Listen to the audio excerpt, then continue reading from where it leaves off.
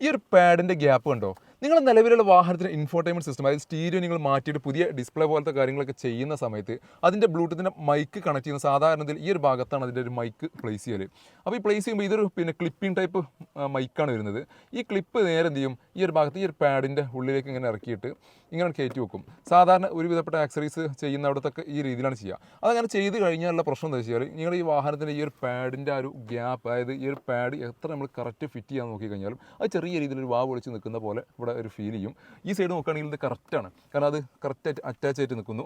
പക്ഷേ ഈ ഒരു സൈഡിൽ അത് അങ്ങനെ വാവ് പൊളിച്ചായിട്ട് നിൽക്കുന്നു. അപ്പോൾ നിങ്ങൾ ഏതെങ്കിലും നിങ്ങളുടെ വാഹനത്തിനകത്ത് ആക്സറീസ് ചെയ്യുന്ന സമയത്ത്, ഇൻഫോർടൈൻമെൻറ്റ് സിസ്റ്റം ആഡ് ചെയ്യുന്ന സമയത്ത് അതിന് മൈക്ക് ഒരു കാരണവശാലും നിങ്ങൾ ഈ രീതിയിൽ ക്ലിപ്പിംഗ് ചെയ്യുന്ന രീതിക്ക് അതിനകത്തേക്ക് ഇറക്കി വെക്കരുത്.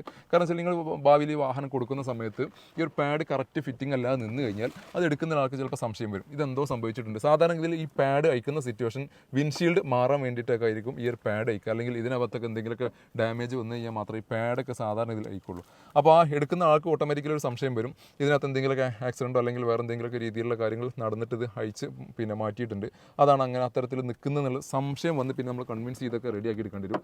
അപ്പോൾ അത്തരത്തിലുള്ള കാര്യങ്ങൾ ഒന്ന് സിമ്പിളായിട്ടുള്ള കാര്യങ്ങൾ ശ്രദ്ധിച്ച് കഴിഞ്ഞാൽ ഈ ഒരു മൈക്കിന് വേറെ ഏതെങ്കിലും പൊസിഷനിലേക്ക് മാറ്റിക്കഴിഞ്ഞാൽ ആ ഒരു ചെറിയൊരു പ്രശ്നം നിങ്ങൾക്ക് ഒഴിവാക്കാൻ സാധിക്കും. 2018 മോഡൽ നിൽക്കുന്ന ഒരു 33,000 കിലോമീറ്റർ മാത്രം ഓടിയിട്ടുള്ള ടാറ്റയുടെ പെട്രോൾ എഞ്ചിനിൽ നിൽക്കുന്ന നല്ല അടിപൊളി നെക്സോൺ നമ്മുടെ അടുത്ത് സ്റ്റോക്ക് വന്നിട്ടുണ്ട്. എക്സം എന്ന വേരിയൻറ്റിൻ്റെ സെക്കൻഡ് ഓണർഷിപ്പിൽ നിൽക്കുന്ന വാഹനം KL 46 ഗുരുവായൂർ രജിസ്ട്രേഷനിൽ വരുന്ന വാഹനം കൂടിയാണിത്.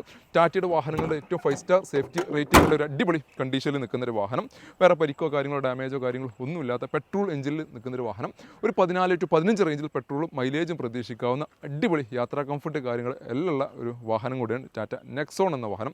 എക്സം ആയതുകൊണ്ട് തന്നെ മിഡിൽ ഓപ്ഷൻ വേരിയൻ്റാണ്. ബേസിക്കലി വേണ്ട ഫീച്ചേഴ്സ് കാര്യങ്ങളെല്ലാം വരുന്നുണ്ട്.